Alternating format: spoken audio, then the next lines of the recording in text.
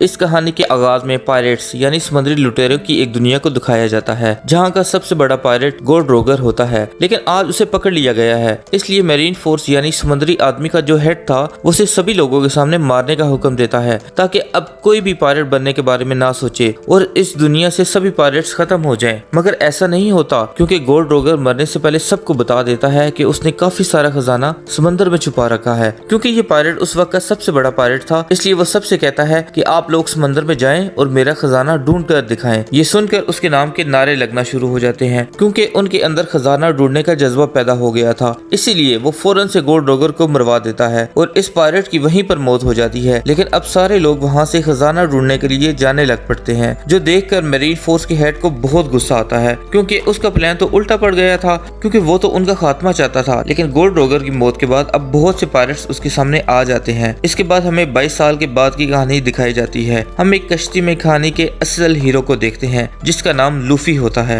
Luffy भी इसी खजाने को ढूंढने जा रहा था क्योंकि उसकी जिंदगी का मकसद था कि वो समंदर का सबसे बड़ा पायरेट बने। लेकिन लूफी जिस कश्ती में सवार था उसमें अब पानी आना शुरू हो गया था क्योंकि वो काफी दिन से इस कश्ती में सफर कर रहा था। इसीलिए खुद को डूबने से बचाने के लिए वो एक ड्रम में बैठ जाता है। अब वो डूबने से तो बच जाता है, लेकिन उसका ड्रम तैरते हुए दो जहाजों के दरमियान में आ जाता है जिनकी आपस में लड़ाई हो रही थी। वहाँ पर मौजूद बड़े शिप की कैप्टन एक औरत थी जिसके ऊपर मेरीन फोर्स ने बहुत इनाम रखा हुआ था। वो अपने साथियों के साथ मिलकर दूसरे जहाज के लोगों को मारकर बंदी बना रही थी और उसके साथी दूसरी शिप का सामान लेकर अपने शिप में ले आते हैं। ये विलेन इस ड्रम को भी लेकर अपने शिप में आ जाती है जिसमें लूफी छुपा हुआ था। रात के वक्त वो अपने ड्रम से बाहर आ जाता है। उसे बाहर आते हुए देखकर एक कैदी जिसका नाम कोबी था वो डर जाता है और चिल्लाने लग पड़ता है। लूफी उसे चुप कराकर कहता है कि मैं भी एक पायरेट हूँ, मुझसे डरो नहीं। इसे आज अपनी जिंदगी में लूफी की तरह का अच्छा पायरेट पहली बार नजर आया था। अब हम लूफी के बचपन का सीन देखते हैं। हमें पता चलता है कि उसे बचपन से ही पायरेट बनने का बहुत शौक था। लूफी को बचपन से पायरेट का एक हीरो भी बहुत पसंद था जो खुद भी एक पायरेट था, लेकिन लूफी उसे सिर्फ अपना ही हीरो समझता था।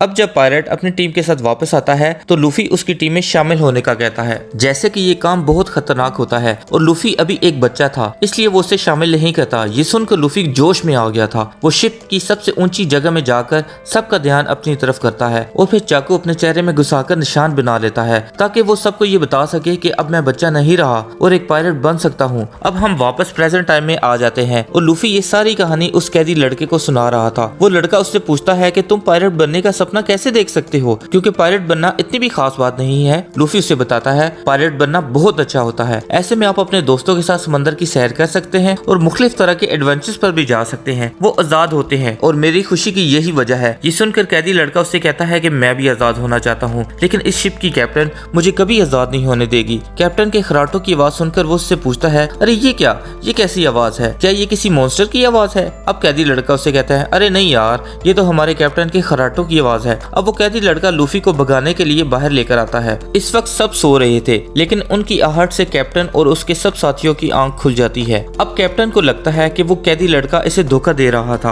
और यहाँ से भाग रहा था, इसीलिए वो अपने हथियार से इन दोनों पर हमला कर देती है। वो पहले इस कैदी लड़के को मारती है, लेकिन लूफी उससे बचा लेता है और वो अकेले ही इस कैप्टन और उसके तमाम साथियों से लड़ना शुरू कर देता है। उसे गोलियों से भी कुछ नहीं होता था, इसका जिस्म बहुत लचकदार था। ये सब देखकर वहाँ पर सब हैरान रह जाते हैं। अब लूफी अपने लचकदार लंबे हाथों से शिप की दूसरी तरफ चला जाता है और वो कैप्टन गुस्से में आ जाती है और उस पर दोबारा हमला करती है। उसके इस हमले से शिप का व्हील टूट जाता है और वहाँ पर आग लग जाती है, जिसके बाद लूफी अपनी बेस्ट मूव का इस्तेमाल करता है और लंबे लचकदार हाथ से उसे पंच मारता है, जिससे कैप्टन का काम तमाम हो जाता है। अब वहाँ पर सारे लोग लूफी से डर जाते हैं, इसलिए हार मान लेते हैं। लूफी तो अपने कारनामों से बहुत खुश था, इसलिए वो इस कैदी लड़के को भी आजाद करके वहाँ से चला जाता है। अब हम एक तलवारबाज को देखते हैं जिसका नाम जोरो था। इसकी जिंदगी का मकसद होता है कि पायरेट को मारना। अब इसके पास एक वॉरियर आता है और इस तलवारबाज को अपने साथ शामिल होने का कहता है, लेकिन वो साफ साफ मना कर देता है। इनकार सुनकर वो वॉरियर इसे लड़ने लग पड़ता है। वो बहुत अच्छा तलवारबाज था। वो बहुत तेजी से अपनी तलवारों की मदद से इस वॉरियर को 2 हिस्सों में काट देता है और वो लड़ाई जीत जाता है। लूफी और वो कैदी लड़का शिप से निकलकर एक छोटी सी कश्ती में आगे बढ़ रहे थे। वो लूफी से उसकी पावर्स के बारे में पूछता है, जिसके जवाब में लूफी उसे बताता है कि जब पायरेट हीरो ने मुझे अपनी टीम में शामिल होने से मना कर दिया था तो मैंने गुस्से में आकर एक डेविल फ्रूट खा लिया था जो कि इस खजाने में मौजूद था, जिसके बाद मुझे ये लचकदार होने की पावर मिल गई और ये बहुत कूल पावर्स हैं। अब प्रेजेंट टाइम में वो कैदी लड़का इससे पूछता है कि हमें कहाँ जाना है। लूफी उसे बताता है कि अब हम दोनों ग्रैंड लैंड की तरफ जा रहे हैं और ये वही जगह है जहाँ पर उस बड़े पायलट ने खजाना छुपा कर रखा हुआ है। अब वो लूफी से पूछता है, क्या तुम्हें वहाँ जाने का रास्ता पता है? लेकिन इसे वहाँ का रास्ता नहीं पता था। अब वो कैदी लड़का उसे अपने मकसद के बारे में बताता है कि वो एक मेरीन सोल्जर बनना चाहता है ताकि मैं कमजोर लोगों की मदद कर सकूं। लूफी को एक आइडिया आता है, वो उसे मेरीन बेस जाने का कहता है ताकि वो वहाँ से ग्रैंड लाइन का नक्शा हासिल कर सके और इसका दोस्त उधर जाकर रुक जाए ताकि वो वहाँ पर एक अच्छा मेरीन सोल्जर बन सके। ये सुनकर वो लड़का खुश हो जाता है क्योंकि उसे लूफी का आइडिया बहुत पसंद आता है। अब वो दोनों सीधा मेरीन बेस के लिए निकल जाते हैं। अब उसी ही समंदर में हम नामी नाम की एक लड़की को देखते हैं जो अपनी कश्ती में थी और उसकी हालत बहुत खराब थी। जब वो अपनी आंखें खोलती है तो उसे अपनी तरफ आते हुए एक कश्ती दिखाई देती है जिसमें 2 लड़के मौजूद थे। नामी उनसे मदद मांगती है लेकिन तभी वो देखती है कि वो दोनों तो पायरेट्स हैं, इसलिए अपनी कश्ती में मौजूद बॉक्स को वो छुपाने की कोशिश करती है। पायरेट को ऐसे लग रहा था कि जैसे उस बॉक्स में बहुत ही कीमती चीज मौजूद होगी। जैसे ही वो बॉक्स खोलते हैं उसमें कुछ भी नहीं होता।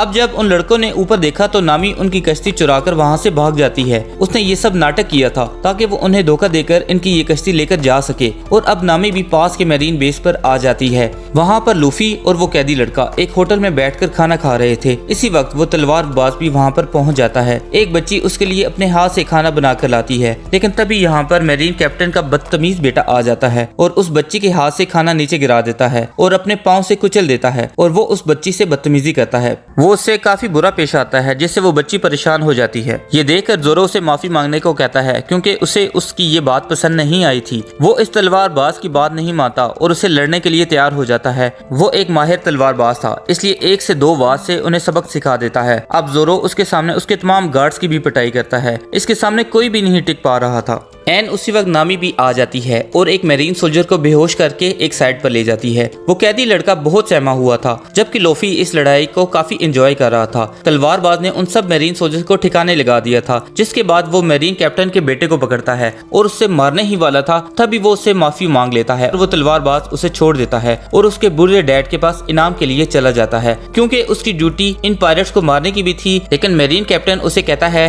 पहले तुम्हें मुझे इनाम देना होगा, इसलिए तुम्हें 7 दिन के लिए मेरे पास कैद रहना होगा। वो उसे कहता है कि मुझे कैद करने की कोशिश की तो सबसे पहले तुम्हारा अपना बेटा मरेगा। ये सुनकर मॉर्गन का बेटा भड़क जाता है लेकिन उसके डैड उसे ही मुक्का मारकर उसे दूर फेंक देते हैं। इसलिए अब वो उसे बताता है कि तुम्हारी इस हरकत के बाद कोई भी मेरीन बेस तुम्हें इनाम नहीं देगा, फिर चाहे तुम जितने मर्जी पायरेट्स को मार लो। अब तुम्हारे पास सिर्फ 2 रास्ते हैं, या तो तुम हमारे साथ काम करो या तो फिर 7 दिनों के लिए कैदी हो जाओ। अब जोरो उनके पास 7 दिनों के लिए कैद होने पर राजी हो जाता है। इसी दौरान उसे पकड़कर बांध दिया जाता है और उसे कैद कर लिया जाता है। अगले दिन लूफी भी यहाँ पर आ जाता है ताकि वो ग्रैंड लाइन का नक्शा चुरा सके। वो एक छोटे से रास्ते से वहाँ आ जाता है। वो इस तलवारबाज की रस्सियां खोलकर इसे आजाद कर देता है और खुद जिस रास्ते से आया था वहाँ से ही वापस चला जाता है। दूसरी तरफ नामी एक मेरीन ऑफिसर का यूनिफॉर्म चुराकर उसे पहनकर अंदर दाखिल हो जाती है क्योंकि वो भी यहाँ पर ग्रैंड लाइन का नक्शा ही चुराने आई थी। लेकिन जब वो नक्शा ढूंढ रही थी तभी वहाँ पर 2 मेरीन ऑफिसर्स आ जाते हैं और उसे वहाँ नक्शा चुराते हुए पकड़ लेते हैं। लेकिन वो आगे बढ़कर जल्दी से इस मेल ऑफिसर को टांग में लपेट कर नीचे गिरा देती है और रॉड की मदद से फीमेल ऑफिसर पर हमला करके उसे भी मजा सिखा देती है। इतनी देर में छत से टपक कर लूफी भी वहाँ पर आ जाता है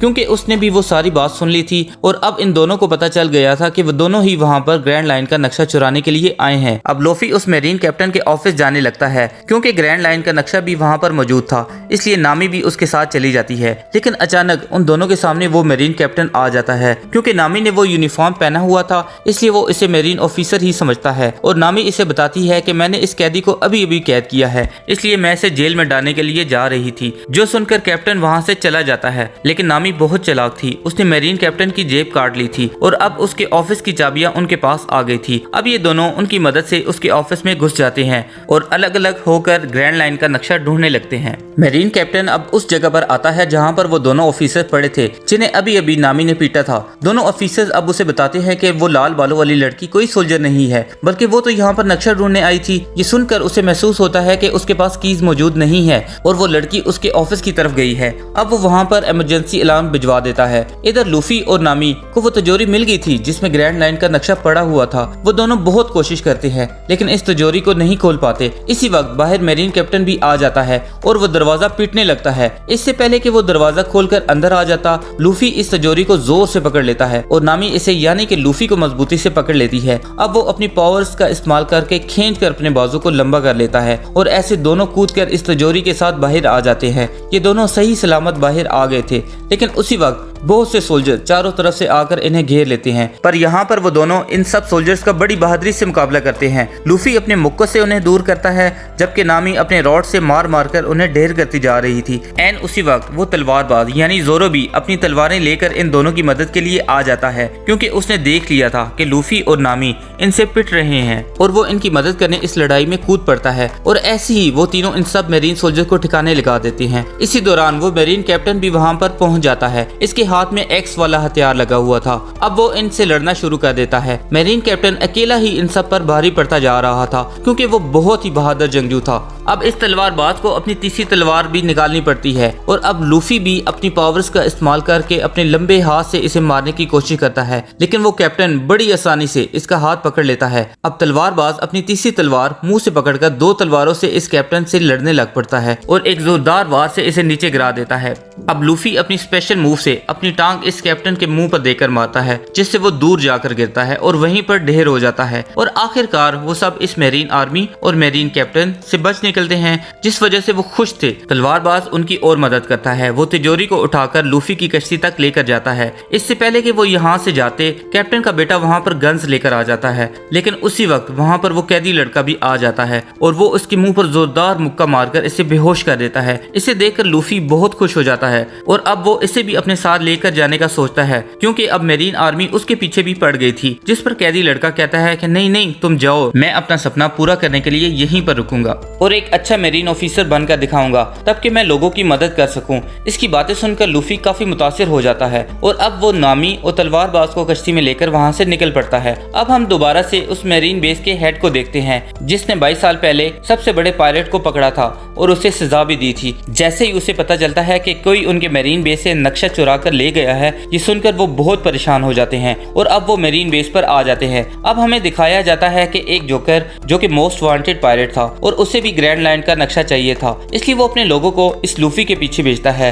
ताकि वो उससे नक्शा चुरा सके। दूसरी तरफ वो तीनों अपनी कश्ती में आगे बढ़ रहे थे। अब काफी मेहनत के बाद नामी इस तिजोरी को आखिर खोल ही लेती है और उन्हें इसमें ग्रैंड लाइन का नक्शा भी मिल जाता है, जिसे देखकर वो बहुत खुश हो जाते हैं। यहाँ पर नामी अब इस तलवारबाज और लूफी को बताती है कि दुनिया का समंदर 4 हिस्सों में बटा हुआ है और जमीन की लाइन जो समंदर तक आ रही है, इसके ऊपर भी एक और लाइन है और इसी को ग्रैंड लाइन कहा जाता है। खजाना वहाँ पर ही मौजूद है, इसलिए हम सबको खजाना ढूंढने के लिए वहाँ जाना चाहिए। वो ये बातें कर ही रही थी, तभी उन्हें बाहर से आहट महसूस होती है, क्योंकि जोकर के लुटेरों ने इनकी कश्ती पर हमला कर दिया था। इसके लुटेरे आसमान पर थे। वो वहाँ से बेहोशी की गैस आसपास फैला देते हैं। जैसे ही गैस उन लोगों के अंदर गई, वो बेहोश होना शुरू हो जाते हैं। यहाँ पर बेहोश होने से पहले लूफी उन लुटेरों को देख लेता है, इसलिए वो ग्रैंड लाइन के नक्शे को अपने मुंह में छुपा लेता है, जिसके बाद वो भी बेहोश हो जाता है। इसके बाद जब उन तीनों को होश आता है, वो देखते हैं कि उन्हें एक बड़े से संदूक में कैद किया हुआ है और उनकी सारी चीजें जोकर के लुटेरों ने ले ली थी।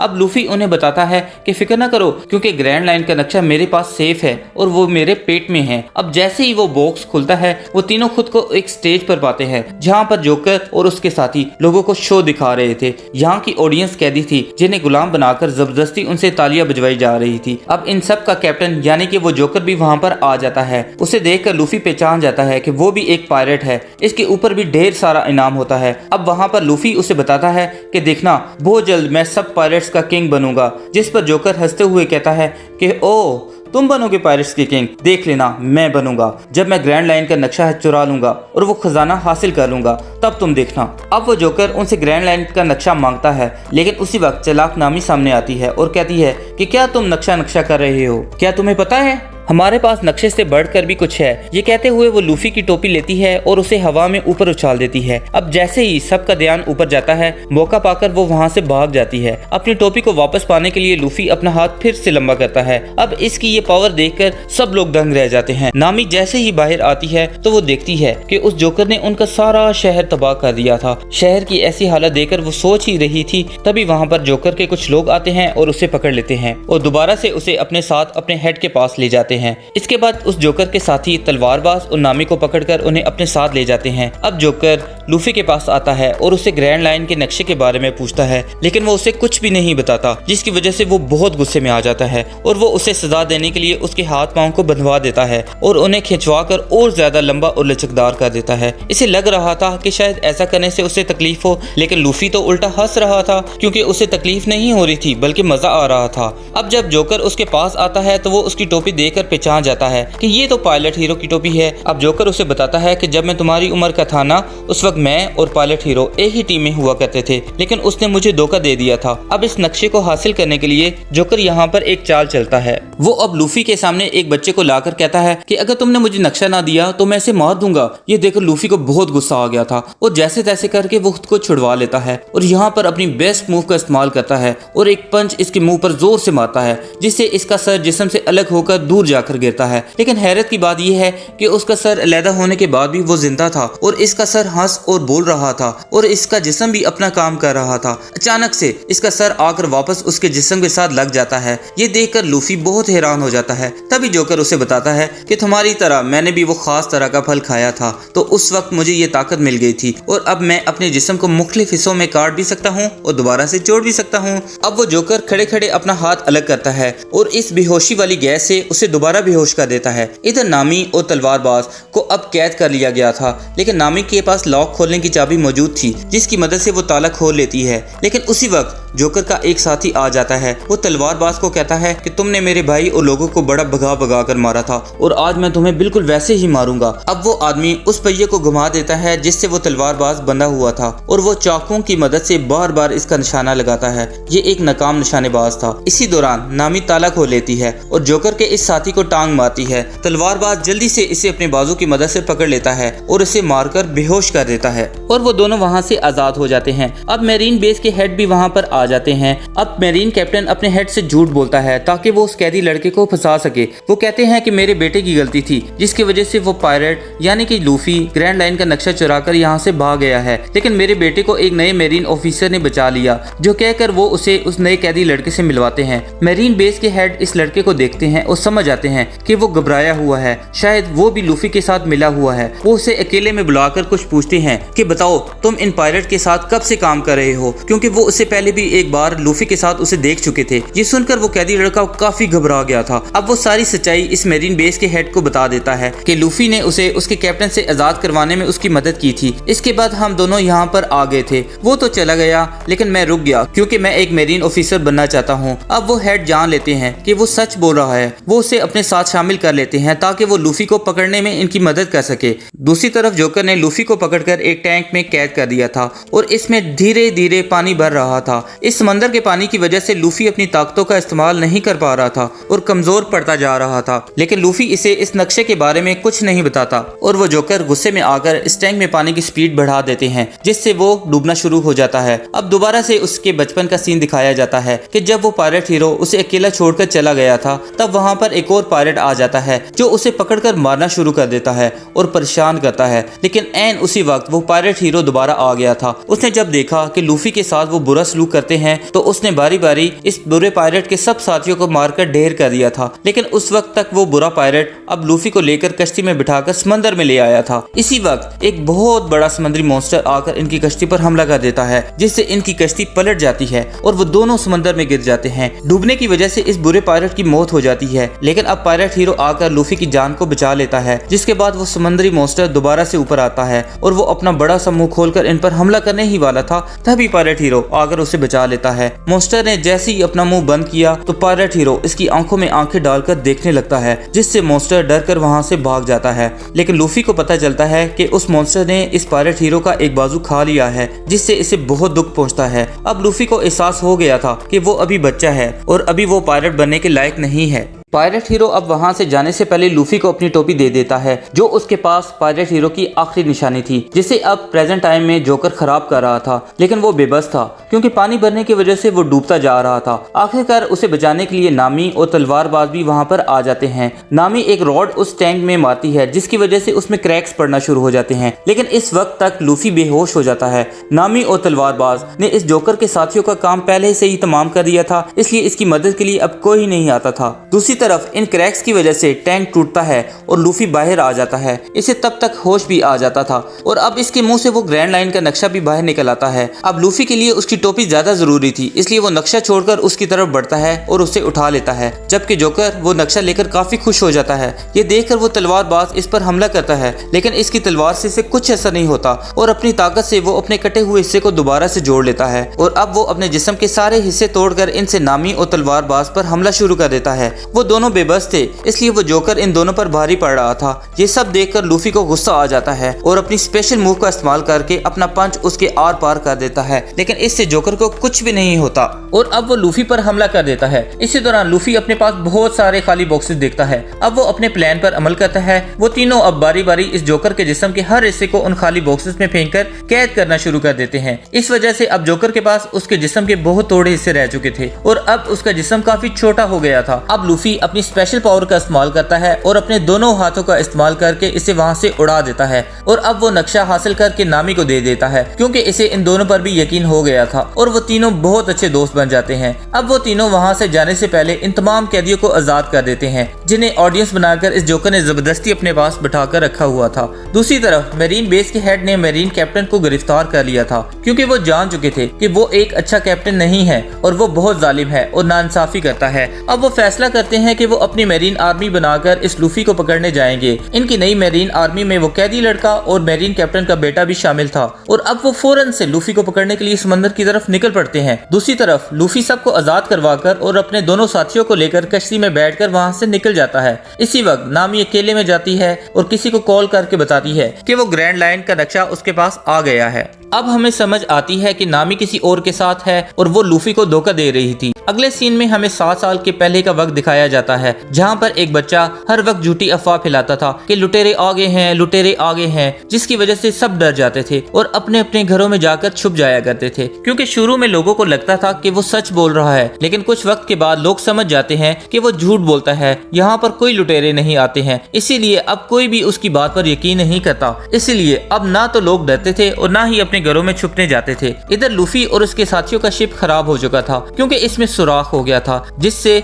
इसमें पानी भर जाता है और ऐसे में नामी की वो डिवाइस भी खराब हो जाती है जिससे वो अपने गैंग से राब्ता करती थी। अब वो नई शिप खरीदने के लिए लूफी के दोस्त के आयरलैंड पे जाते हैं। इसके नए दोस्त का नाम उसोप होता है और अपने जहाज को पानी में डुबो देते हैं ताकि कोई भी उन्हें ना ढूंढ पाए। मेरीन बेस के हेड अपनी टीम के साथ लूफी को पकड़ने के लिए आगे बढ़ते हैं। तभी वो देखता है कि वो कैदी लड़का इस जहाज में बाकियों से बहुत अच्छा काम कर रहा है, इसलिए वो उसे अपने साथ ले जाता है और बाकियों को वहीं छोटे काम दे देता है। अब दूसरी तरफ जोकर के पास एक आदमी आता है और उससे अपने साथ फिशर हेड के पास चलने को कहता है, लेकिन वो जोकर इसके पास जाने से इनकार कर देता है। तभी वो फिशमैन इस जोकर को जोर से पंच मारकर बेहोश कर देता है और उसे अपने साथ उठाकर ले जाता है। दूसरी तरफ लूफी और उसके साथी जहाज ढूंढ रहे होते हैं और लूफी को एक जहाज पसंद आ जाता है और उसे इस जहाज पर अपना दोस्त भी मिलता है। इसके दोस्त का नाम उसोप होता है। वो इस जहाज की देखभाल करता था। अब वो उन्हें कहता है कि अगर तुम लोगों को ये जहाज खरीदना है तो मैं तुम्हें अपने दोस्त से मिलवा सकता हूँ। वो उन्हें बताता है इसका सिर्फ ये जहाज नहीं बल्कि इसका पूरा महल है। अब लूफी और उसके दोस्त इससे मिलने के लिए तैयार हो जाते हैं। अब वो लड़का उन्हें अपने दोस्त के घर ले जाता है। ये घर काफी बड़ा होता है। अब वहाँ एक लड़की आती है। वो अपने बटलर के साथ बाहर आती है और आज उस लड़की का 18वां जन्मदिन था। वो उसे बर्थडे विश करता है और उसे अपने दोस्तों से मिलवाता है। अब वो लड़की इन सबको आज उधर ही डिनर करने के लिए कहती है और अब क्लेडोर उन सबको फ्रेश होने के लिए कहता है। काया के पेरेंट्स की डेथ के बाद अब वो बटलर और उसके नौकर ही पूरा घर संभालते हैं। काया अपने रूम में अकेली बैठी थी। तभी वो लड़का एक खुफिया रास्ते से उसके पास आता है और गिफ्ट के तौर पर उसे समुद्री मोती देता है और उसे खुश करने के लिए उसे झूठी झूठी कहानियां सुनाता है कि वो बहुत बड़े बड़े एडवेंचर कर चुका है। आज पहली बार लूफी और उसके दोस्त इतने ज्यादा कपड़े देखकर बहुत कंफ्यूज हो रहे थे कि वो दावत के लिए कौन से कपड़े पहने। अब वहाँ वो तलवारबाज आता है और अपने दोस्तों से पूछता है कि क्या वो क्लेडोर तुम्हें कुछ जाना पहचाना सा लग रहा था। इसके जवाब में वो दोनों कहते हैं नहीं, हम तो उससे पहले कभी नहीं मिले हैं। दूसरी तरफ वो बटलर अपनी मीठी मीठी बातों से काया का दिल जीत लेता है और अब काया उसे अपना सबसे अच्छा दोस्त मानती है। मगर क्लेडोर दोनों नौकरों के साथ मिलकर इसे मारने का प्लान बना रहा था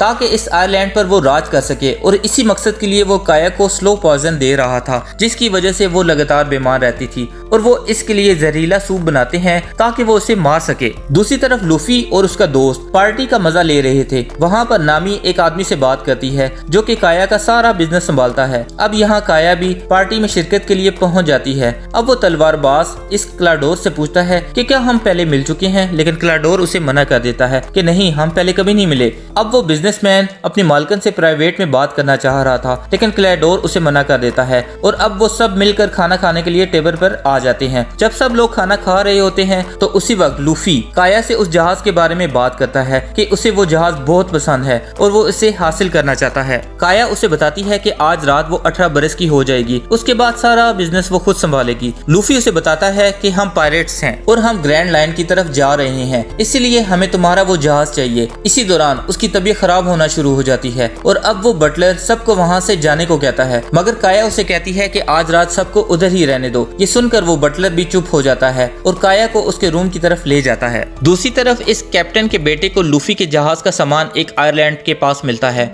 अब वो हेड इस कैदी लड़के को इस आइलैंड में जाकर लूफी को पकड़ने का कहता है, क्योंकि वो बिजनेसमैन आज काया को उस बटलर की हकीकत बताने वाला था। अब हम देखते हैं कि उस क्लाडोर के पास भी वो स्पीड और ब्लेड की पावर है जिससे वो बटलर इस बिजनेसमैन को जान से मार देता है। अब हम फिर से उस जोकर को देखते हैं जिसे वही फिशमैन पकड़कर अपने हेड के पास ले आया था और वो हेड उसे कहता है कि मैं पूरे ईस्ट ब्लू का सबसे बड़ा पायरेट हूँ, इसलिए अगर तुम यहाँ पर कोई भी लूट मार करोगे तो मुझे मेरा हिस्सा देना होगा। ये सुनकर वो जोकर कहता है कि वो कुछ भी नहीं कर पा रहा, क्योंकि लूफी नाम का एक लड़का पूरे ईस्ट ब्लू में घूम रहा है और उसने ग्रैंड लाइन का नक्शा भी चुरा लिया है। ये सब जानकर वो हेड कहता है कि मुझे इसका पता बताओ। अब वो जोकर इसे ढूंढने में इसकी मदद करता है और वो फिशर हेड मान जाता है। रात के वक्त लूफी और खाना खाने के लिए अपने रूम से बाहर आता है, तभी उसे जोरो मिलता है जो कि पीने के लिए कोई ड्रिंक ढूंढ रहा था और वो दोनों एक साथ किचन में जाते हैं जहां उन्हें उसोब मिलता है जो कि पहले से किचन में बैठा हुआ था। वो सब मिलकर एक दूसरे से बातें करने लग पड़ते हैं। दूसरी तरफ नामी भी मौका पाकर इस घर में से कीमती चीजें चुराना शुरू कर देती है। अब वो गलती से काया के रूम में पहुंच जाती है जो इसके हाथ में सामान देकर सब समझ आती है, लेकिन वो नामी से कुछ भी नहीं कहती और उससे दोस्तों की तरह बातें करना शुरू कर देती है। वहाँ उसोब बातों ही बातों में लूफी को बताता है कि इसके बाद भी एक बहुत बड़े पायरेट है, लेकिन जब मैं छोटा था वो हमें छोड़कर चले गए थे। अब वो अपने डैड का नाम उसे बताता है। लूफी उनका नाम सुनकर उसे बताता है कि मैं तो उनसे मिल चुका हूँ, वो शैंस की टीम में है। वो इनके बारे में सुनकर बहुत खुश हो जाता है। अब जोरो उससे पूछता है कि यहाँ कोई ड्रिंक है क्या। उसोब उसे बताता है कि यहाँ बेसमेंट में काफी ज्यादा ड्रिंक्स पड़ी हैं। अब वो दोनों ड्रिंक पीने के लिए बेसमेंट में चले जाते हैं जहाँ पर उन्हें मैरी मिलता है जो कि मर चुका था। ये वही बिजनेसमैन था। उसोब इसे देखकर घबरा जाता है। एंड उसी वक्त वो क्लेडोर इनके पास आता है। उसके पास 5 ब्लेड देकर जोरो समझ जाता है कि वो ब्लैक कैट पायरेट का कैप्टन है जिसका नाम कुरो है और उसके ऊपर भी बहुत ज्यादा पैसों का नाम है। अचानक से जोरो अपनी तलवारें निकालकर उस पर हमला करता है, लेकिन क्लेडोर अपनी फुर्ती की वजह से बच जाता है। क्लेडोर की एक साथी जोरो को सर पर मारकर उसे बेहोश कर देती है। तभी उसोब अपनी जान बचाकर वहां से निकल पड़ता है। क्लेडोर अपने दोनों साथियों से उनकी बॉडीज ठिकाने लगाने को कहता है और वहां से चला जाता है।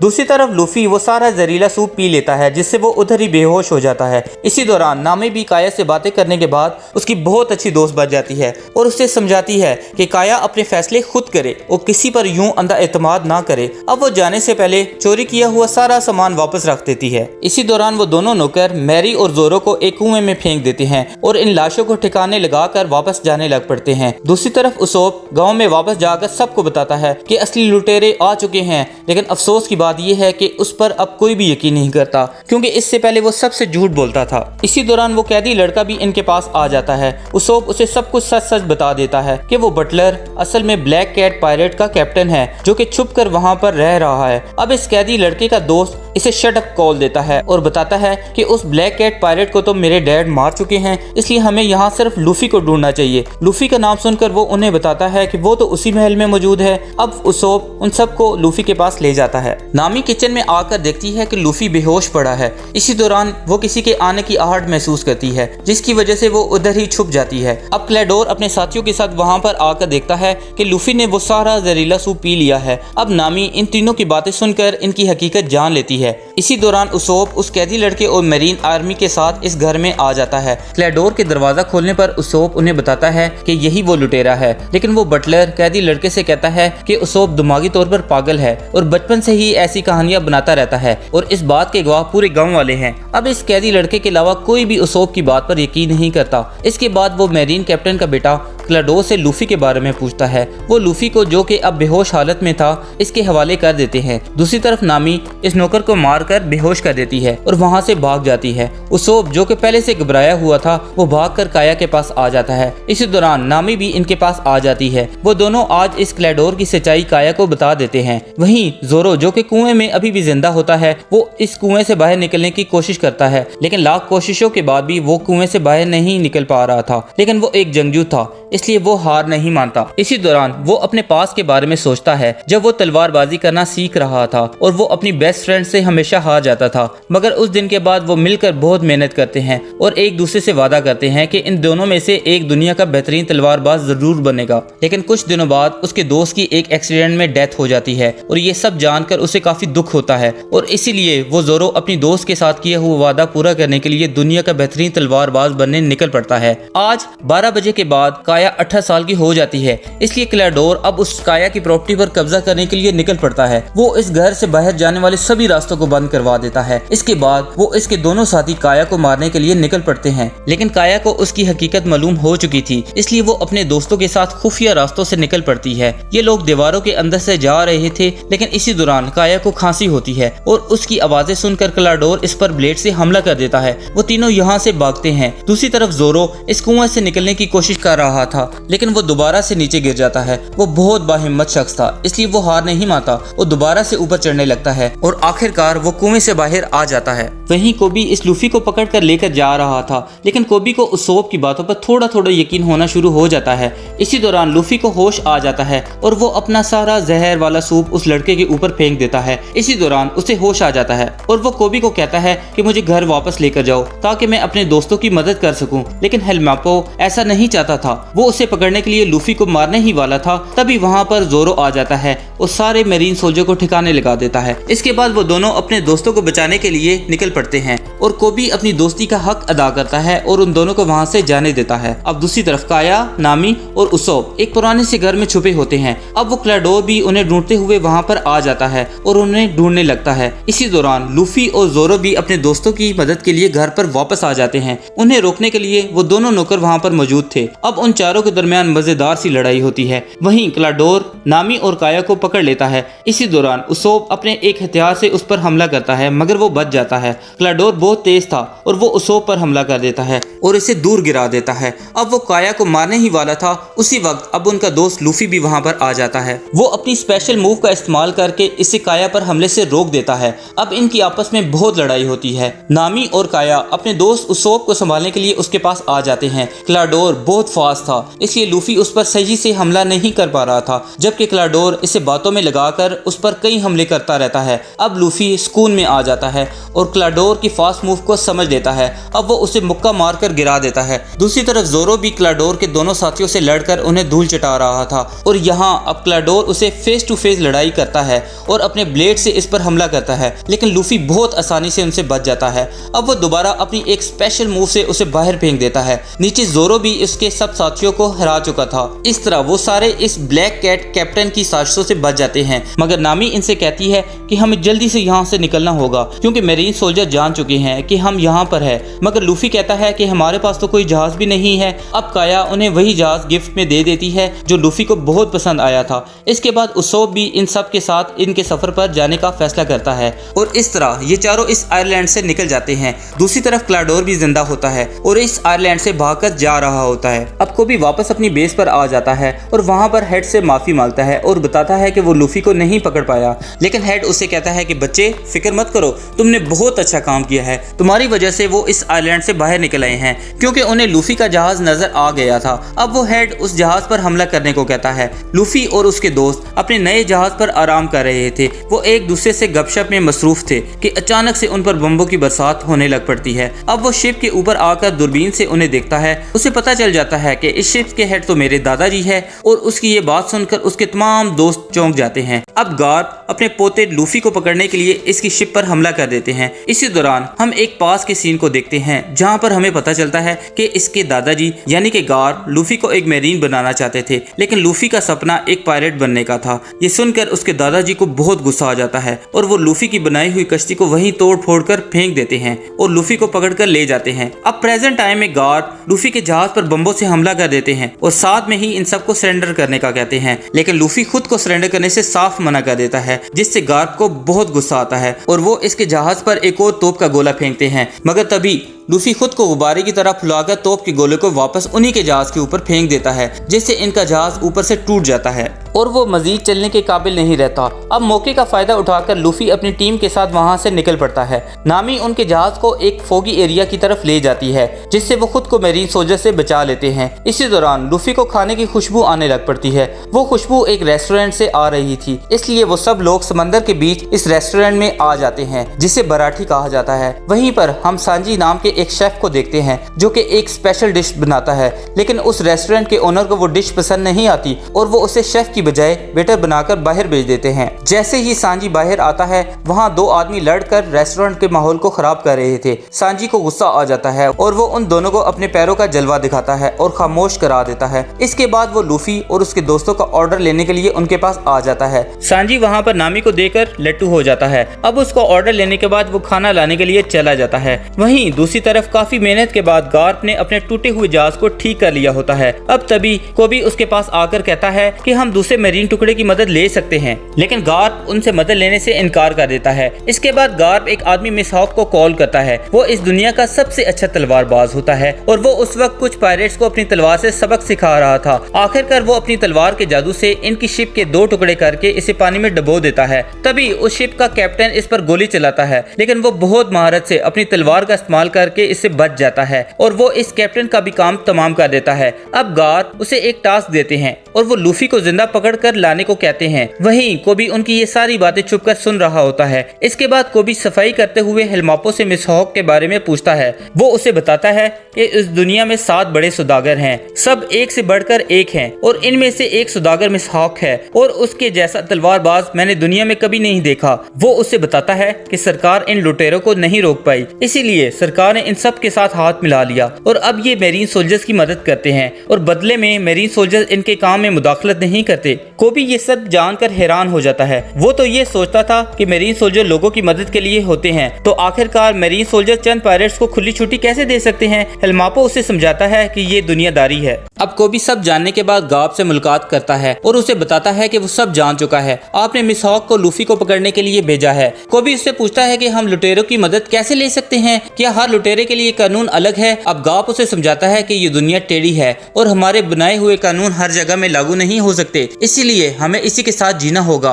वो उसे बताता है कि मैं 50 साल पहले मेरीन सोल्जर बनने के लिए जुड़ा था और इसी के साथ साथ मेरे पास एडमायरल बनने के बहुत से मौके भी आए थे, लेकिन मैं एडमायरल नहीं बना क्योंकि मैं फ्रीडम के साथ जीना चाहता था। इसीलिए क्या तुम भी ऐसे जी सकते हो। कोबी अब गार्प की बात मान लेता है और वहाँ से चला जाता है। दूसरी तरफ लूफी और उसके दोस्त ने रेस्टोरेंट में खूब खाना खा लिया था, लेकिन जब बिल भरने की बारी आती है तो लूफी कहता है कि इन पैसों को मैं 1 पीस ढूंढने के बाद सूस में वापस कर दूंगा, लेकिन ये सुनकर वो बुड्ढा बहुत गुस्से में आ जाता है और वो लूफी को पकड़कर किचन में ले आता है और बिल ना भरने की वजह से उसे बर्तन धोने को कहता है। तभी सांजी भी वहाँ पर आ जाता है, जिससे इन दोनों के दरमियान किसी बात पर बहस होना शुरू हो जाती है। उधर लूफी अब सांजी की बनी हुई स्पेशल डिश को टेस्ट करता है और उसे वो डिश बहुत पसंद आती है और वो उसे भी खा जाता है। अब थोड़ी देर बाद लूफी सांजी से बात करता है और बताता है कि तुम्हारी वो डिश कमाल की थी। वो बताता है कि मैं यहाँ सबसे अच्छा शेफ हूँ, लेकिन वो बुड्ढा मेरी कोई भी बात नहीं सुनता। वो उसे बताता है कि मैं दुनिया का सबसे बढ़िया शेफ बनना चाहता हूँ और ओल्ड ब्लू को ढूंढना चाहता हूँ, क्योंकि वहाँ पर दुनिया के सबसे अच्छे मसाले और खाने की दूसरी चीजें मिलती हैं जिन्हें आज तक किसी ने भी नहीं देखा और यही मेरा सपना है। लूफी अब सांजी से कहता है कि तुम्हें अपना सपना जरूर पूरा करना चाहिए। इसी दौरान एक आदमी वहाँ आ जाता है। वो काफी भूखा था। सांजी उसके लिए खाना बनाता है और उसे दे देता है। ये देखकर लूफी अब सांजी से कहता है कि तुम हमारी टीम में शामिल हो जाओ, हम 1 पीस को ढूंढने जा रहे हैं। तभी वो आदमी 1 पीस का नाम सुनकर कहता है कि हम भी वही ढूंढ रहे थे, लेकिन ग्रैंड लायन सबसे खतरनाक थी और वहाँ हमने अपना सब कुछ खो दिया। वो बताता है कि मैं वहाँ से अकेला बचकर जिंदा आया हूँ, इसीलिए तुम उसे ढूंढने के बारे में भूल जाओ। और अब ये लोग यहाँ पर बातें कर रहे होते हैं। दूसरी तरफ मीहॉक वहीं आ जाता है। उसोप ज्यादा ड्रिंक पीने की वजह से अपने होश में नहीं था और सबको अपनी झूठी झूठी कहानियां सुना रहा था और बताता है कि हमने किस तरह मेरीन सोल्जर्स को हराया। वो सबको लूफी के बारे में भी बताता है और ये सुनकर मीहॉक उसे लूफी से मिलवाने को कहता है। अब वो उसे अपने बाकी दोस्तों से मिलवाता है। वहाँ पर जोरो मीहॉक को पहचान जाता है। जैसा कि जोरो को दुनिया का सबसे अच्छा तलवारबाज बनना था, इसलिए वो मीहॉक को तलवारबाजी लड़ने के लिए कहता है। वो उसके चैलेंज को एक्सेप्ट करके कल सुबह आने को कहता है और फिर वहाँ से चला जाता है, जिससे नामी और उसोप घबरा जाते हैं। उसोप फौरन से लूफी को बुलाकर लाता है और नामी उसे सब कुछ सच सच बता देती है। नामी अब जोरो को उससे लड़ाई करने से मना करती है क्योंकि इसमें उसकी जान भी जा सकती है, लेकिन जोरो को अब किसी भी हाल में ये लड़ाई लड़नी थी। जोरो अपने कैप्टन लूफी को याद दिलाता है कि ये उसका सपना है और लूफी अपने दोस्तों के सपनों में नहीं आना चाहता था, इसीलिए लूफी जोरो को नहीं रोकता। नामी को बहुत गुस्सा आता है क्योंकि वो उन्हें अपना दोस्त मानने लग पड़ी थी। अब नामी गुस्सा होकर वहाँ से चली जाती है। इसी दौरान नामी ग्रैंड लाइन का मैप हासिल करके उन्हें छोड़ने का प्लान बनाती है क्योंकि उसे शुरू से ये वाला मैप चाहिए था और इसीलिए वो इनके साथ भी थी और इसे अब वो मैप मिल चुका था। सुबह के वक्त नामी इन्हें छोड़ने के लिए बोट के पास आ जाती है। इसी दौरान जोरो, लूफी और उसोप सबसे बड़े सौदागर के पास जाते हैं ताकि वो लड़ सके। मीहॉक अपनी छोटी सी तलवार निकालता है। इसके बाद वो दोनों एक दूसरे के साथ लड़ना शुरू कर देते हैं। मीहॉक अपनी छोटी सी तलवार से जोरो को पीछे धकेल देता है। जोरो अब मीहॉक से हार रहा होता है, तभी वो अपने वादे को याद करके इस पर दोबारा हमला करता है और अब मीहॉक अपनी छोटी सी तलवार से उसे जख्मी कर देता है, लेकिन जोरो फिर भी हार नहीं मानता। इसी दौरान नामी भी वहाँ पर आ जाती है। उसे देखकर मीहॉक उसे कहता है कि तुम सच में बहुत बहादुर हो और अब वो अपनी बड़ी तलवार निकालता है।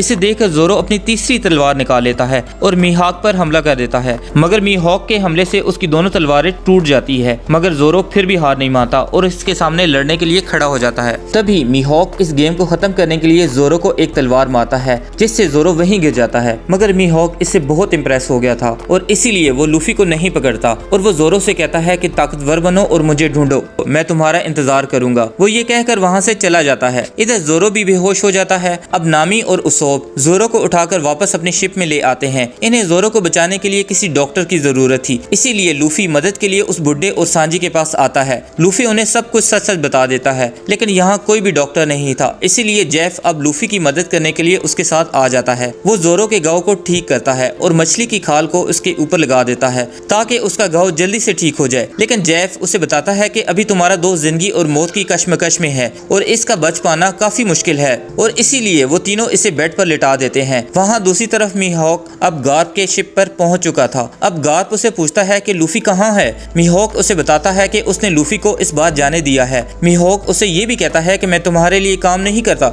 मैं अपनी मर्जी का मालिक हूँ। मीहॉक ये बात जानता था कि लूफी गार्प का पोता है। अब वो उसे कहता है कि लूफी में कुछ तो अलग है, शायद तुम्हारा ये पोता ही वन पीस को ढूंढ निकाले। ये कहकर वो वहाँ से चला जाता है। गार्प को उसकी इस बात से काफी गुस्सा आता है और वो सारी चीजों को वहाँ से फेंकना शुरू कर देता है। यहीं कोबी ने वो सारी बातें सुन ली थी। वहाँ दूसरी तरफ सांजी अब लूफी की शिप में मौजूद था और वो इन सब के लिए खाना पकाता है, लेकिन लूफी अब कोई भी खाना नहीं खाता और वो अपने दोस्त जोरो के लिए काफी परेशान था। लूफी अब परेशानी की वजह से कोई भी फैसला नहीं कर पा रहा था। इस पर सांजी उसे समझाता है कि कैप्टन को हमेशा फैसला लेना आना चाहिए। सांजी अब उसे बताता है कि वो बुढ़ा जेफ भी एक दफा पायरेट्स का कैप्टन था। ये सुनकर लूफी उससे पूछता है कि तुम जेफ से कैसे मिले हो। अब वो उसे बताता है कि कई साल पहले जब वो छोटा बच्चा था तो एक दिन जेफ ने अपनी टीम के साथ हमारी शिप पर हमला कर दिया था। सभी लोग जान बचाने के लिए भागने लग पड़े थे। सांजी वहीं छुप गया था। इसी दौरान जेफ भी वहां पर पहुंच जाता है। वो छोटे सांजी की बनाई हुई डिश पर कुछ बदलाव करके उसे टेस्ट करने लग पड़ता है। तभी छोटे सांजी ने उस पर हमला कर दिया था।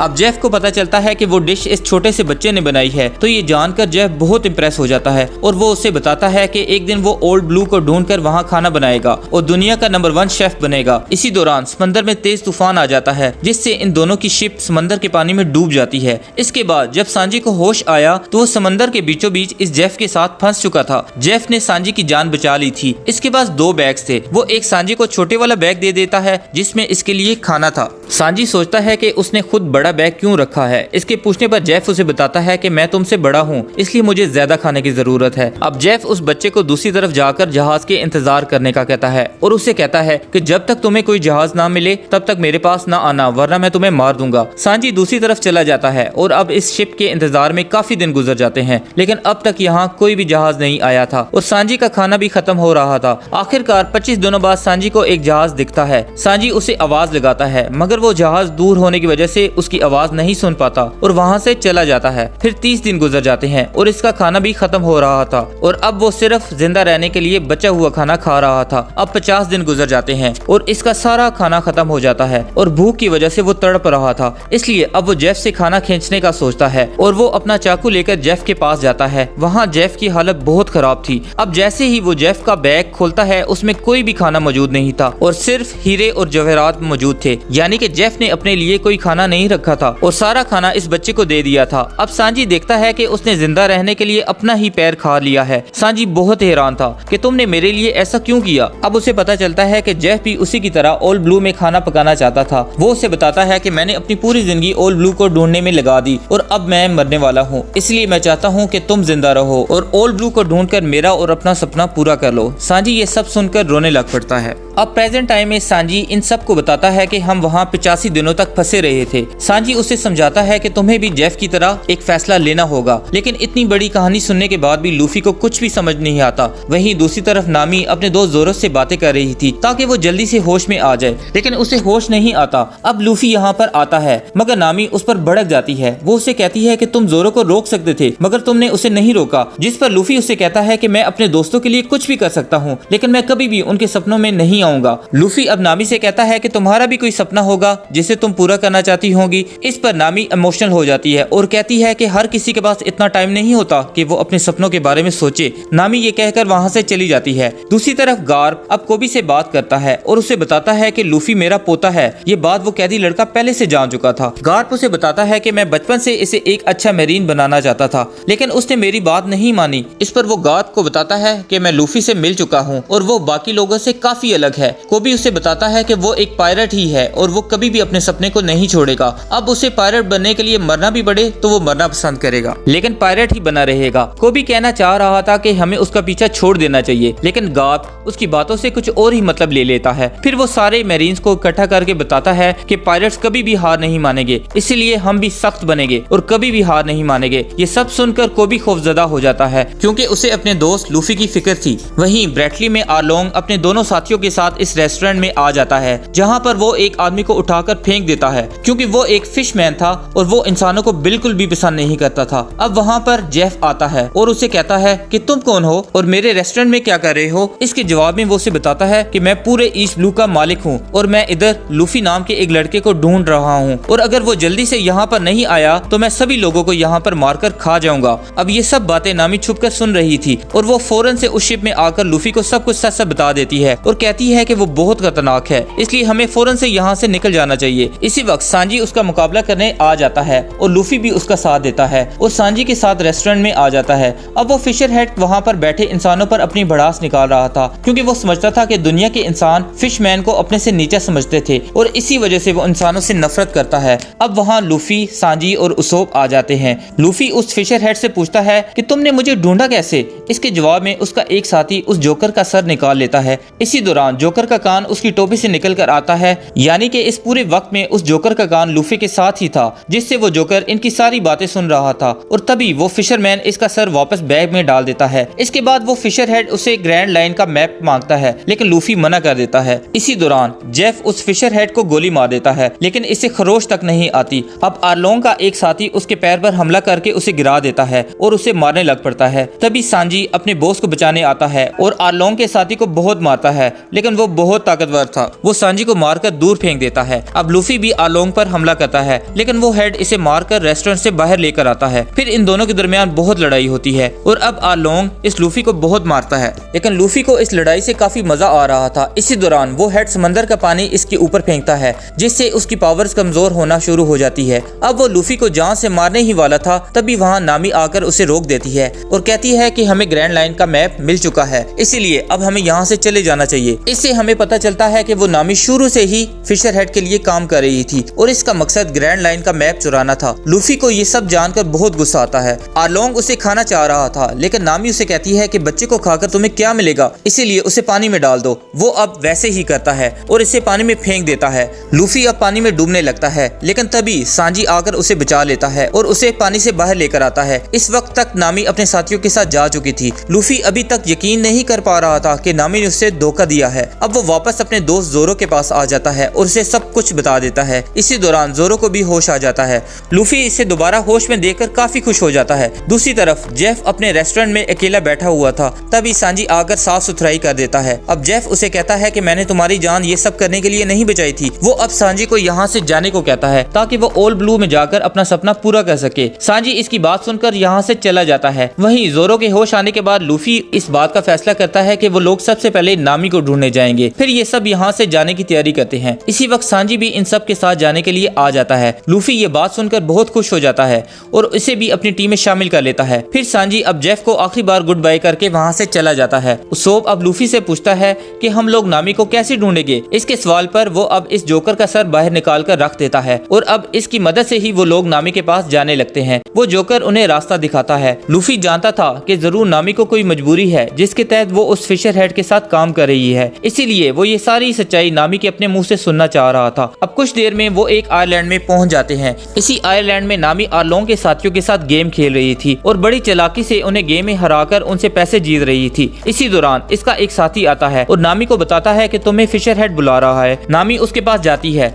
जो कि अपने आरलोंग पार्क में मौजूद था। ये एक बिल्डिंग थी और वो इस बिल्डिंग को काफी पसंद करता है। नामी यहाँ पर आकर पुरानी चीजों को देखने लग पड़ती है। इसके बाद अब हम नामी के पास को देखते हैं और हमें पता चलता है कि वो अपनी मॉम और अपनी बड़ी बहन के साथ रहा करती थी। नामी की ये मॉम असली नहीं थी बल्कि पुरानी मेरीन सोल्जर थी जो कि एक बार लुटेरों को पकड़ने के लिए यहाँ पर आई थी, लेकिन इसके सभी साथी यहाँ पर मारे जाते हैं और वो खुद भी जख्मी हो जाती है। इसने जीने की उम्मीद छोड़ दी थी, लेकिन इसी दौरान इसे नामी और नुजिको मिली जो कि बहुत डरी और सहमी हुई बच्चियां थी। वो इन दोनों बच्चों को बचा लेती है और इनकी मॉम बनकर जिंदगी गुजारने लग पड़ती है। ऐसे नामी और नुजिको को उनकी मॉम मिल जाती है और इनकी मॉम को जीने की वजह मिल जाती है। नामी इनके साथ खुशी से जिंदगी गुजार रही थी तो एक दिन आरलोंग अपने साथियों के साथ वहाँ पर आ जाता है और सारे गाँव वालों को मारना शुरू कर देता है। आरलोंग ने अपने साथियों के साथ मिलकर पूरा गाँव तबाह कर दिया था। वो अपने साथियों के साथ हर किसी के घर में जाता है। इसी दौरान नामी की मॉम अपने बच्चे को छुपा देती है ताकि वो आरलोंग उन्हें कोई नुकसान न पहुंचा सके।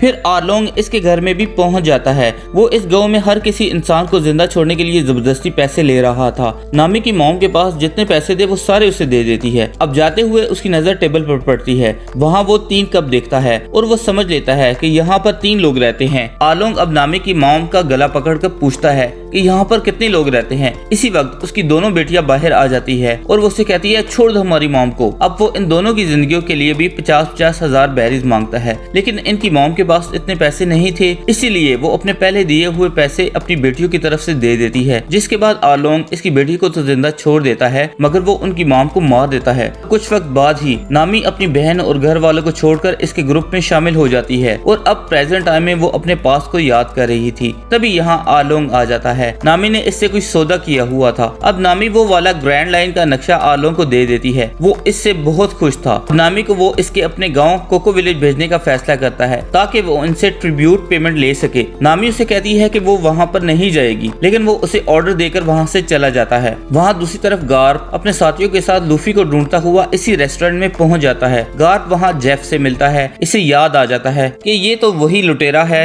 जेफ उसे कहता है कि वो सारी बातें पुरानी भूल चुका है और अब मैं बदल चुका हूँ। अब गार्प इसे लूफी के बारे में पूछता है, जिसके जवाब में वो उसे बताता है कि वो किसी लूफी को नहीं जानता। गार्प समझ आता है कि वो उससे झूठ बोल रहा है, इसीलिए वो खाना खाने वहीं रुक जाता है। अब दूसरी तरफ लूफी और उसके दोस्त वहीं कोको विलेज में पहुंच जाते हैं। वो लोग देखते हैं कि आरलोंग ने अपने साथियों के साथ मिलकर सारे गांव को तबाह कर दिया था। अब उनकी नजर सब लोगों पर जाती है। वहां पर एक पुराना ऑफिसर सब लोगों से पैसे जमा करने का कह रहा होता है ताकि आरलोंग इन सब लोगों को जिंदा छोड़ दे। अब वहाँ पर नामी भी आ जाती है और सब गाँव वालों से पैसे देने का कहती है। सब लोग उसे वहाँ देखकर चौंक जाते हैं। इसी वक्त नामी की बड़ी बहन उसके पास आकर गुस्सा होती है और वहाँ से चली जाती है। लूफी और उसके दोस्त ये सब देख रहे होते हैं। नामी भी उन्हें देख लेती है वो पैसे लेने के बाद इनके पास आती है और इन सबको वहाँ से जाने का कहती है। लूफी उसे कहता है कि मैं जानता हूँ तुम अपनी मर्जी से ये सब नहीं कर रही हो। अब नामी उसे कहती है कि यही मेरा असली रूप है, मैं आलोंग के साथ काम करती हूँ और मैंने इस मैप को चुराने के लिए ही तुम्हें बेवकूफ बनाया था। वो इन सबको वहाँ से जाने का कहती है और वहाँ से चली जाती है।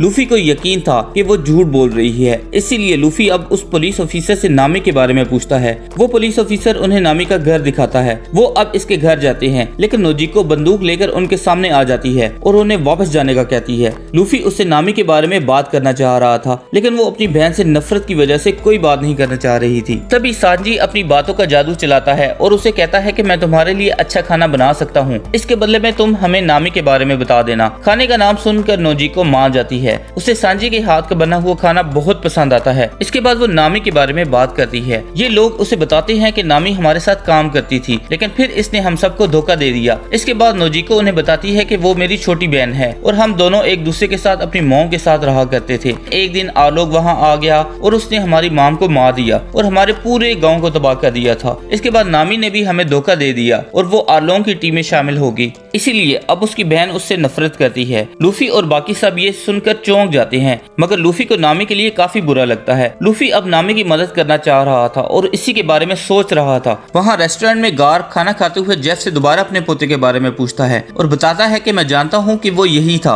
अब जेफ उसे इनडायरेक्टली बताता है कि अब पुराने पायरेट्स का दौर खत्म हो चुका है और नई जनरेशन आगे बढ़ रही है, लेकिन गाब की नजर में वो सब बच्चे थे, इसलिए वो उन सबको रोकना चाह रहा था। जेफ उसे समझाता है कि लूफी सबसे अलग है। जेफ उसे कहता है कि लूफी मुझे गोल्ड रोगर की याद दिलाता है, मगर गार जेफ को उस पायरेट का इख्तिताम याद कराता है और वो कहता है मैं नहीं चाहता कि मेरे पोते के साथ भी वही हो। अब वहीं दूसरी तरफ को भी अपने दोस्त हिलमापो के साथ ड्रिंक पी रहा था। इसी वक्त उसे पता चल जाता है कि लूफी अपने साथियों के साथ आयरलैंड में गया है। ये जानकर कोबी फौरन से गाब को सारी बातें बता देता है। इसके बाद वो सब लूफी को पकड़ने के लिए कोनोमी आयरलैंड में जाने लगते हैं। वहीं कोनोमी आयरलैंड में वो आलोंग अपने साथियों के साथ खुशी मना रहा था। तभी नामी गाँव वालों के पैसे लेकर आलोंग के पास आती है और कहती है कि मुझे तुमसे कोको विलेज के बारे में बात करनी है, लेकिन वो इसके बारे में उसे बाद में बात करने को कहता है। इसी दौरान वहाँ पर एक छोटी मेरीन का कैप्टन आ जाता है, लेकिन ये मेरीन का कैप्टन इसी के लिए काम करता था और इसकी मचाई हुई तबाही को मेरीन हेड से छुपाता था। बदले में वो आलोंग उसे पैसे देता था। अब वो उसे कहता है कि मुझे तुम्हारे लोगों की कुछ खबरें मिली हैं, जिसके बदले में वो सारी बातें छुपाने के लिए उसे कुछ पैसे देता है,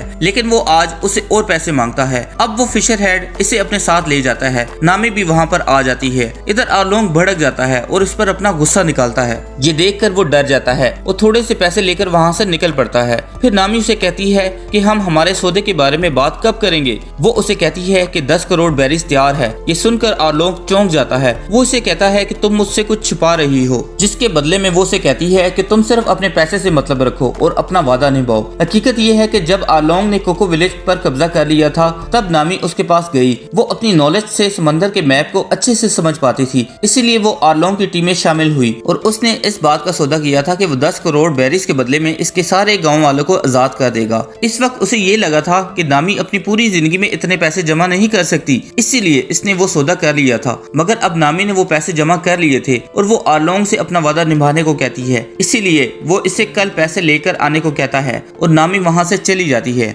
अब आलोंग अपने एक साथी से उस छोटे मरीन के कैप्टन को वापस बुलाने को कहता है, ताकि वो नामी को पकड़कर सारे पैसे ले ले और आलोंग को अब वो कोको विलेज ना छोड़ना पड़े। अब वहाँ पर लूफी और उसके दोस्त नोजिको के घर में थे और इस जोकर का कटा हुआ सर बहुत बातें कर रहा था, इसलिए नोजिको वहाँ से बाहर चली जाती है। नामी अपनी मॉम की कब्र के पास जाकर छुपाया हुआ पैसों का एक बॉक्स निकालती है। इसी दौरान नोजिको आकर ये सब देख लेती है। उसे ये लगता है कि वो उसकी मॉम की कब्र खोद रही है, जिसकी वजह से नोजिको गुस्से में आकर उस पर हमला कर देती है और वो एक रॉड इस बॉक्स को भी मारती है, जिससे इसके अंदर सारे पैसे बाहर आ जाते हैं। नोजिको ये सब कुछ देखकर हैरान रह जाती है। नामी आज उसे सब कुछ सच बता देती है कि वो सभी गांव वालों को बचाने के लिए और वो गांव आलोंग से छुड़ाने के लिए ये सब कर रही है। ये सब जानकर नामी की बहन को काफी बुरा लगता है कि वो अपनी बहन को अब तक धोखेबाज समझकर उसे नफरत करती थी, लेकिन नामी उन्हें बचाना चाह रही थी। अब नोजिको अपनी छोटी बहन से माफी मांगती है। तभी यहाँ वो छोटी मेरीन का कैप्टन और उसके चंद सोल्जर्स आ जाते हैं और कहते हैं कि हमें खबर मिली है कि यहाँ लुटेरे चोरी का माल छुपाए हुए हैं, जो कि 10 करोड़ बेरीज है।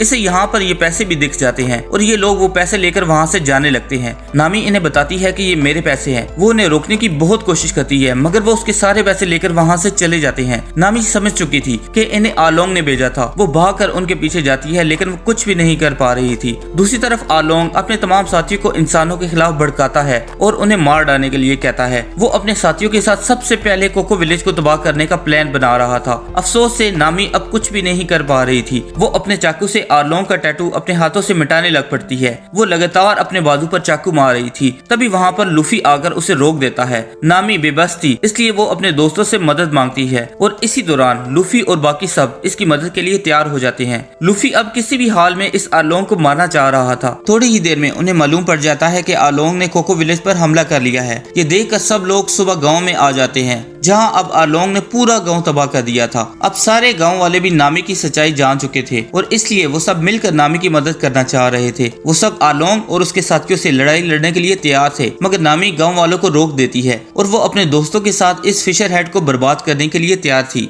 वहाँ दूसरी तरफ गार्ब अपने साथियों के साथ कनोमी आइलैंड के पास आ चुके थे। यहाँ पर गार्ब इस मैरीन टुकड़े के कैप्टन को बुलाते हैं जो कि वही कैप्टन होता है जो कि आलोंग के लिए काम करता है। अब गार्ब उससे पूछता है कि तुम लोग यहाँ पर क्या कर रहे हो?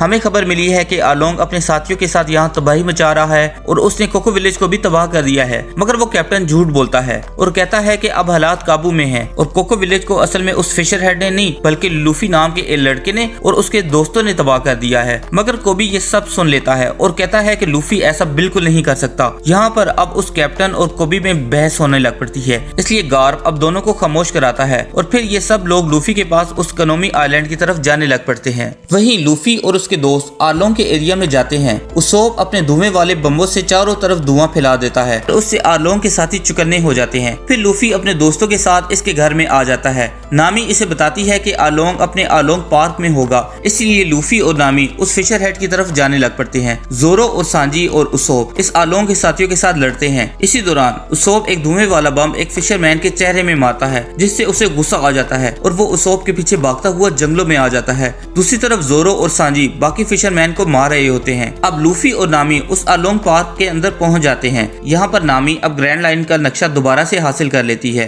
अब लूफी की नजर जंजीरों पर पड़ती है और नामी उसे बताती है कि मुझे यहाँ पर इस आलोंग ने बहुत सालों तक कैद करके रखा हुआ था और जब मैं 12 साल की हुई तो उसने मुझे बर्थडे गिफ्ट के तौर पर मुझे आजाद कर दिया। इसी दौरान आलोंग वहाँ पर अपने हथियारों के साथ आ जाता है। वो अपने हथियार से लूफी को कहता है कि जिस तरह से मैंने नामी का इस्तेमाल किया तुम इस तरह नामी का इस्तेमाल कभी नहीं कर पाओगे। लेकिन ये सुनकर लूफी को गुस्सा आ जाता है और वो आलोंग के हथियार को तोड़ देता है। वो इससे बिल्कुल नहीं डरता और कहता है कि नामी कोई चीज नहीं है जिसका इस्तेमाल किया जाए। लूफी इस गुंडे आलोंग को कहता है कि नामी के अपने सपने थे जिसे तुमने छीन लिया। लूफी अब नामी को यहाँ से जाने को कहता है। नामी की यहाँ से जाने के बाद वो आलोंग से लड़ना शुरू कर देता है। दूसरी तरफ उसोब उस फिशरमैन से बच रहा था। इसी दौरान वो अपने बनाए हुए एक खास बम से इस पर हमला करता है जिससे इस फिशरमैन को आग लग जाती है और वो जलकर मर जाता है। यहीं जोरो और सांजी आलोंग के साथियों को सबक सिखा रहे थे। इसी दौरान उस जोकर का कटा हुआ सर उन्हें बताता है कि मेरा जिस्म भी यहीं पर मौजूद है, मुझे आजाद कर दो, मैं तुम्हारी मदद करूंगा। ये सुनकर सांजी उसे आजाद कर देता है मगर वो जोकर अपना शरीर मिलने के बाद डबल मिडल फिंगर दिखाकर भाग जाता है। इसी दौरान एक और फिशरमैन उनसे लड़ने के लिए आ जाता है। जोरो और सांजी मिलकर इससे लड़ते हैं। उधर आलोंग और लूफी आपस में लड़ते हैं। आलोंग उसे काफी ज्यादा ताकतवर था लेकिन लूफी आलोंग से हार नहीं मानता और एक स्पेशल पंच मारकर उसकी सारी बतीसी तोड़ देता है। मगर आलोंग इसी दौरान अपने सारे दांत दोबारा से निकाल लेता है। फिर आलोंग उसे दोबारा से मारने लग पड़ता है। दूसरी तरफ वो फिशरमैन इन दोनों पर भारी पड़ रहा था। इसी दौरान सांजी को गुस्सा आ जाता है और वो अपनी स्पेशल मूव से इसका काम तमाम कर देता है। तभी उसोब वहाँ पर वापस आता है लेकिन इस वक्त तक जोरो और सांजी सबको ठिकाने लगा चुके थे। अब उसके बाद वो नामी भी मैप लेकर वहाँ पर आ जाती है जिसे देखकर सांजी बहुत खुश होता है लेकिन नामी उसे छोड़कर जोरो और उसोब के पास आ जाती है। अंदर लूफी अपने दुश्मन आलोंग से लड़ रहा था। अब वो महसूस करता है कि आलोंग को मारने से कुछ भी नहीं हो रहा है, इसलिए अब वो उसका बनाया हुआ आलोंग पार्क तोड़ना शुरू कर देता है। ये देखकर आलोंग को बहुत गुस्सा आता है और वो लूफी को मारने की कोशिश करता है लेकिन लूफी नहीं रुकता और उसके बनाए हुए पार्क को तबाह करता जाता है। आखिरकार वो इस पर लात लातों की बरसात कर देता है और इसे दीवार में घुसा देता है।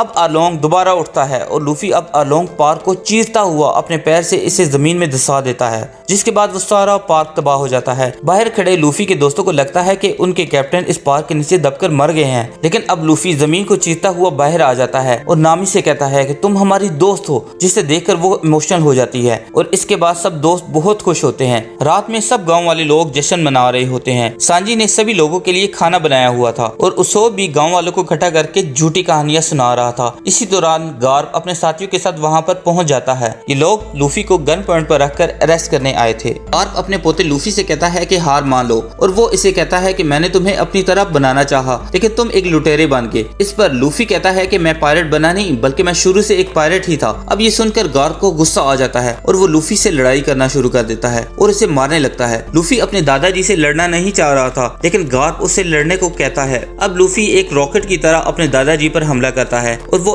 एक ही मुक्का मारकर उसकी हवा निकाल देते हैं। गार्प अपने पोते को कहता है कि ग्रैंड लाइन पर जाना बच्चों का खेल नहीं है, ग्रैंड लाइन तुम्हारी सोच से भी ज्यादा खतरनाक है। इस पर लूफी उसे कहता है कि चाहे आप जो मर्जी कर ले, मैं अपना ग्रैंड लाइन का सपना नहीं छोड़ूंगा और वन पीस ढूंढकर एक दिन लुटेरों का बादशाह बन जाऊंगा। यह कहकर लूफी हंसने लग पड़ता है और इसकी हंसी में गार्प को गोल्ड रोगर की हंसी नजर आती है, जिसके बाद वो अपने पोते को छोड़ देता है और वो अपने साथियों को कहता है कि यहाँ खड़े होकर तमाशा क्या देख रहे हो, जाओ और उस बदमाश आलोंग और उसके साथियों को पकड़कर मेरे पास लेकर आओ। इसी दौरान तमाम सोल्जर उस आलोंग की फौज को पकड़ने चले जाते हैं, मगर वो गद्दार मैरीन कैप्टन आता है और कहता है कि इन सब का क्या होगा, यही तो सब असली लुटेरे हैं। इसी दौरान नामी उसे रॉड मारकर बेहोश कर देती है। फिर लूफी यहाँ आता है और गार्प लूफी को बताता है कि मैं जानता था कि मैं तुम्हारा फैसला नहीं बदल सकता। गार्प उसे बताता है कि तुम बिल्कुल मेरी तरह ही हो और ये सब तुम्हारा सिर्फ एक टेस्ट था। ये सब सुनकर लूफी चौंक जाता है। गार्प लूफी से कहता है कि अब तुम अकेले हो। ये कहकर गार्प वहाँ से जाने लग पड़ता है। तभी लूफी उन्हें कहता है कि मैं अकेला नहीं हूँ, मेरे साथ मेरे दोस्त हैं। अब इसके बाद गार्प वहाँ से चला जाता है। अगले दिन नामी अपनी मॉम की कब्र में जाती है और उन्हें बताती है कि आखिरकार उसने इस गाँव वालों को आजाद करा लिया है। इसी वक्त उसकी बहन नोजिको आती है। वो दोनों थोड़ी इमोशनल बातें करती है और नामी अपनी बहन के साथ चली जाती है। वहीं कोबी अब लूफी से मिलने आता है और उसे उसका पोस्टर दिखाता है और उसे बताता है कि फाइनली तुम्हारा भी वांटेड वाला पोस्टर छप चुका है और पूरे ईस्ट में सबसे ज्यादा इनाम रखा गया है। ये सुनकर लूफी बहुत खुश हो जाता है कि अब वो ऑफिशियली एक पायरेट बन चुका है। कोबी अब लूफी को अलविदा कहकर वहाँ से चला जाता है। फिर लूफी अपने बाकी साथियों को जाकर ये सब बताता है। फिर ये लोग सोचते हैं कि अब इनकी मुश्किलें और बढ़ जाएगी, क्योंकि ये इनाम लेने के लिए अब सभी लोग इनके पीछे पड़ जाएंगे। मगर लूफी उन्हें कहता है कि अब हम यहाँ से सीधा ग्रैंड लाइन पर जाएंगे। ये लोग अब अपने एडवेंचर पर जाने की तैयारी करने लग पड़ते हैं और अब लूफी का वही पोस्टर इसके सब दोस्तों को मिलता है, जिसे देखकर उसके सब दोस्त बहुत खुश हो जाते हैं। जोकर को जब वो पोस्टर मिलता है तो वो फैसला करता है कि वो लूफी को जरूर पकड़ेगा। यहाँ पर अलविदा भी उसके पास बैठी थी, जो कि अब तक जिंदा थी। वो भी जोकर की टीम को ज्वाइन कर लेती है और कहती है कि मैं भी लूफी को पकड़ने में तुम्हारी मदद करूंगी। वहाँ दूसरी तरफ गार्प अपने पोते का पोस्टर देखकर बहुत खुश होता है। फिर यहाँ पर कोबी और हेलमापो आते हैं और उससे कहते हैं कि हमने आपका ऑर्डर नहीं माना, इसीलिए अब हम सजा के लिए तैयार हैं। लेकिन गार्प फैसला करता है कि वो सजा के तौर पर इन दोनों को खुद ट्रेनिंग देगा और ये सुनकर वो दोनों खुश हो जाते हैं। वहाँ दूसरी तरफ मीहॉक अब पायरेट हीरो के पास आता है और उसे कहता है कि तुमने मुझे जिसके बारे में कई साल पहले बताया था, वो लूफी अब लुटेरा बन चुका है।